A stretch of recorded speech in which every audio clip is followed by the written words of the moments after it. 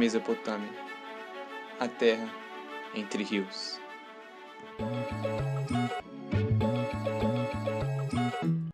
A arte mesopotâmica iniciou-se no período histórico chamado de Antiguidade e deixou uma grande herança cultural para os dias atuais.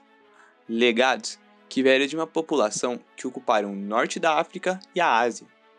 Eles eram politeístas, acreditavam na existência de vários deuses distintos, e as suas divindades sempre tinham uma ligação com a natureza, como o sol, a lua, a chuva ou até mesmo o vento.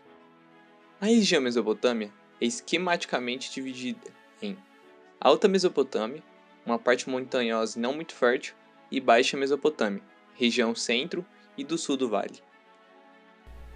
A primeira civilização a se formar na região, entretanto, foi a civilização suméria.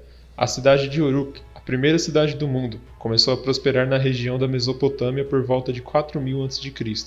Esses povos realizaram diversas inovações que viriam influenciar posteriormente a sociedade ocidental, como a primeira cidade-estado, a primeira religião organizada numa estrutura hierarquizada de deuses, homens e rituais, e a língua cuneiforme, a primeira língua escrita. Por volta de 2334 a.C., uma nova força surge na região da Mesopotâmia, a cidade de Acádia. Sargão I, patesi da cidade de Arcádia, lançou uma campanha militar que viria a dominar diversas cidades da região, inclusive as da civilização suméria. Apesar disso, as estruturas políticas, inclusive os reis sumérios das cidades-estados, foram mantidas. A capital dos acádios era a cidade de Acádia, na margem esquerda do rio Eufrates. Os babilônicos unificaram os antigos reinos da Suméria e da Acádia durante o governo de Hammurabi, que foi de 1792 a.C. até 1750 a.C., que foi um período de bastante prosperidade para a Babilônia. Lá eles se assentaram na região da Mesopotâmia antes disso, por volta de 2500 anos a.C., ganhando proeminência a partir do surgimento da dinastia Amorita, que se iniciou em 1894 a.C. Um outro período bastante próximo foi o chamado período neobabilônico, que durou de 627 a.C. a 539 a.C., durante o reinado do Nabucodonosor II. A Babilônia, enquanto nação independente, chegou ao seu fim após ser conquistada por Ciro, o Grande, o rei da Pérsia, em 539 a.C. Outro povo bastante importante na região foram os assírios, que surgiram por volta de 2000 a.C. e ganharam uma grande influência a partir de 1900 a.C. Eles coexistiram com os babilônicos, disputando a região da Mesopotâmia em diversas guerras contra esses povos.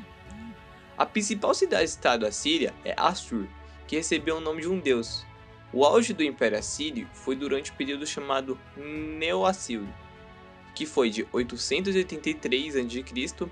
a 612 a.C., conquistando muitas regiões, como a ponta do Golfo Pérsico, a Crescente Fértil e até mesmo parte do Egito.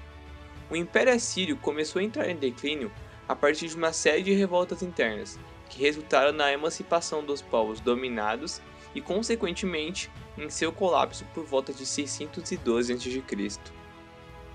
Todas as expressões artísticas eram desenvolvidas pela própria civilização. Os locais onde estão atualmente o Iraque e a Turquia são os que antigamente eram ocupados pelos povos mesopotâmicos, as terras férteis dos vales dos rios Tigres e Eufrates. Daí vem o nome Mesopotâmia, que significa região entre rios ou terra entre rios. A arte mesopotâmica possui especialidades comuns quando a gente observa os altos poderes que comandavam naquela época. De um lado, estavam presentes os deuses que tinham ligações com as forças da natureza, que eram contemplados com muito respeito pelos seres humanos. Já do outro, estavam os reis, que possuíam e ostentavam aquele intermédio e a arte. Nesse sentido, eram feitas para os templos e palácios.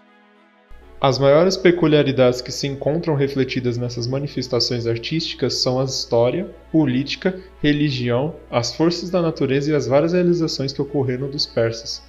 Com relação aos materiais utilizados, o mais característico nas fabricações das artes era a utilização de argila, adobe, terracota, cerâmica, cobre, basalto, estanho, alabastro, junco, marfim, pedras preciosas, além de ouro, prata e bronze. A arquitetura mesopotâmica ocupava um lugar de respeito nesse período e tinha uma forte particularidade: o seu desenvolvimento e o modo como foi criado. Como haviam poucas pedras e as construções das paredes necessitavam que fossem grossas, eram utilizados tijolos para a conclusão da construção. Uma peculiaridade da arquitetura era o zigurate, uma torre que possuía vários andares, que eram normalmente 7, e era também elevado ali uma capela, a qual era preparada para que se pudesse observar o céu. Já a escultura e a pintura tinham finalidades parecidas, ambos tinham que decorar os espaços arquitetônicos. Os escultores precisavam fazer representações do corpo humano de forma tesa, que não demonstrasse nenhum tipo de expressão de movimento. Em relação aos artistas que trabalhavam com pintura, tinham de usar cores claras, e os desenhos sempre representavam batalhas, caçadas, entre outros. Também na Mesopotâmia, a ourivesaria era uma das atividades artísticas mais importantes. Estatuetas de cobre, colares e braceletes, assim como alguns utensílios de trabalhos em ouro e prata, com incrustações de pedra, eram muito comuns, e com estilos variados dada a diversidade de povos que ocuparam a região. E assim, vimos um pouco da arte da Mesopotâmia. Espero nos vermos no próximo vídeo.